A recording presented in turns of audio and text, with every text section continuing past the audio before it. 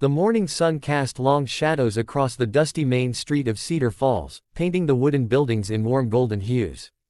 Thomas Hartwell adjusted his worn leather hat and wiped the sweat from his weathered hands. After 3 months in the mountains, cutting timber from dawn until dusk, he had finally returned to town with enough money in his pocket to last the winter. But the coins felt heavy in his leather pouch, not from their weight, but from the loneliness they represented. Every dollar earned in solitude, every meal eaten alone by a flickering campfire, every night spent listening to nothing but the wind through the pine trees.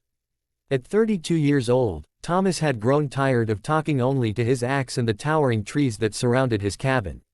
The streets buzzed with unusual activity for a Tuesday morning. Townsfolk gathered in small groups, whispering and pointing toward the courthouse steps. Thomas caught fragments of conversation as he walked past. Something about an auction. Something about women needing homes. His curiosity stirred, though he told himself it was none of his business. Thomas had always been a man of few words and simple needs. His father had taught him to work with his hands, to find satisfaction in honest labor, and to treat all people with respect. But his father had also died young, leaving Thomas to manage the family's timber claim alone. The years had passed quickly, filled with work and responsibility, leaving little time for courtship or companionship. As he approached the general store to gather supplies, Thomas noticed a large crowd assembled near the courthouse. A man in a formal black coat stood on the wooden steps, calling out numbers and descriptions. The crowd responded with shouts and raised hands. It was indeed an auction, but not for livestock or land as Thomas had expected. "Ladies and gentlemen," the auctioneer announced, his voice carrying across the square, "we have here women of good character seeking honest husbands and secure homes. These arrangements benefit everyone involved. The ladies gain protection and stability, while you gentlemen gain faithful companions." Thomas stopped walking. His heart began to beat faster, though he could not say why. He had heard of such arrangements in other frontier towns, where practical marriages were formed out of necessity rather than romance. But he had never considered such a thing for himself. The auctioneer continued his presentation. "Each lady has been interviewed by the town council. They are of sound mind and moral character. The bidding helps ensure they are matched with men of sufficient means to provide for them properly." Thomas found himself drawn closer to the crowd, though he remained at the back, partially hidden behind a supply wagon. He watched as several women were presented, each dressed in their finest clothes, each met with enthusiastic bidding from the assembled men. Then something unusual happened. The auctioneer called forward a figure that made the crowd murmur with uncertainty. A woman approached the platform, but her head was covered with a brown burlap sack, tied loosely at the neck. Only her hands and the hem of a simple blue dress were visible.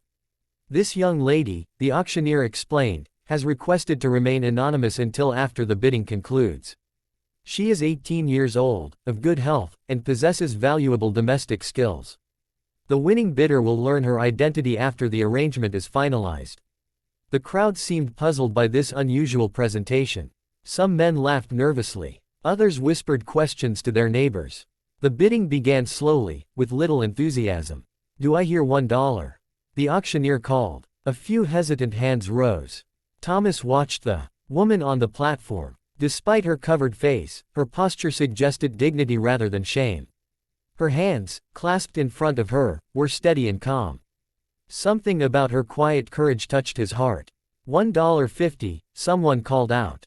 Thomas surprised himself by stepping forward. $2, he said, his voice carrying clearly across the square. The crowd turned to look at him. Several men he recognized from previous visits to town nodded in acknowledgement. The auctioneer smiled. "Do I hear $2.50? Silence fell over the gathering. The other bidders seemed to lose interest when they saw Thomas's serious expression. He was known as a man of his word, and his steady income from timber made him a formidable competitor.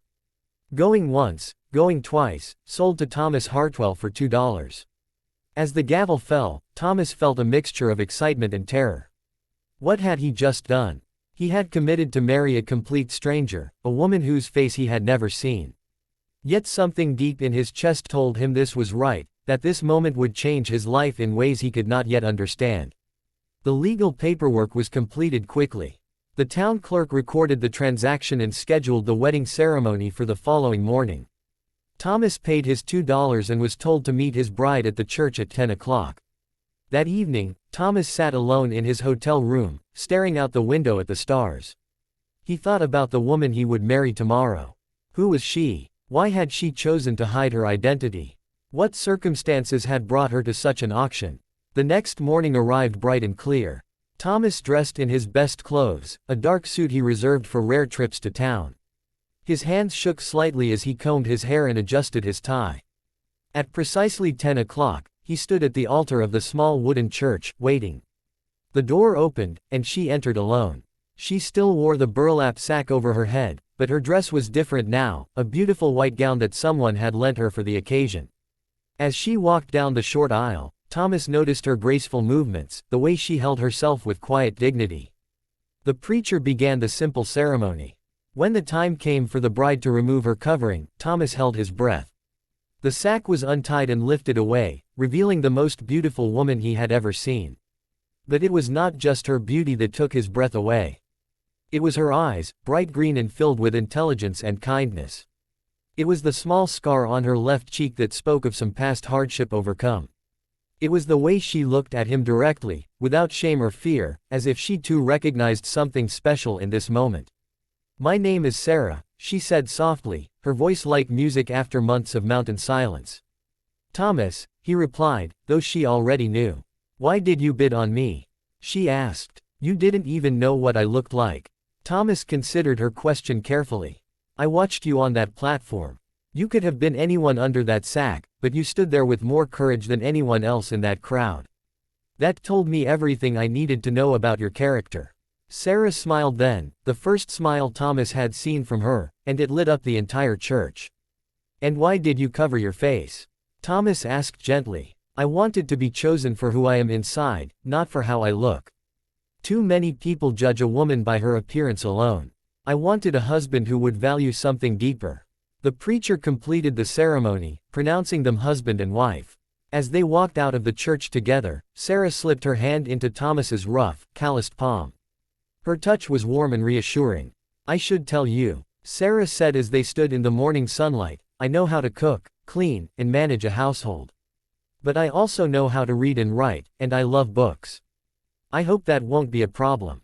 Thomas squeezed her hand gently. "Sarah, I've spent the last 10 years talking to trees.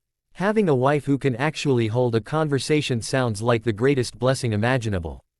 They both laughed then, the sound carrying across the dusty street like a promise of better days to come. As they walked toward the general store to gather supplies for their new life together, Thomas realized that sometimes the best things in life come disguised. Sometimes courage matters more than beauty, and sometimes taking a leap of faith leads to exactly where you are meant to be. The $2 investment had purchased far more than a wife. It had bought him a partner, a companion, and the beginning of a love story that would flourish in their mountain cabin for decades to come. Sarah looked up at her new husband as they walked, noting the kindness in his brown eyes and the strength in his weathered hands. She had made the right choice, she realized. Sometimes the quietest men have the deepest hearts, and sometimes the most practical arrangements bloom into the most beautiful love stories. Together, they headed toward the mountains, toward home, toward a future neither had dared to dream possible just 24 hours before.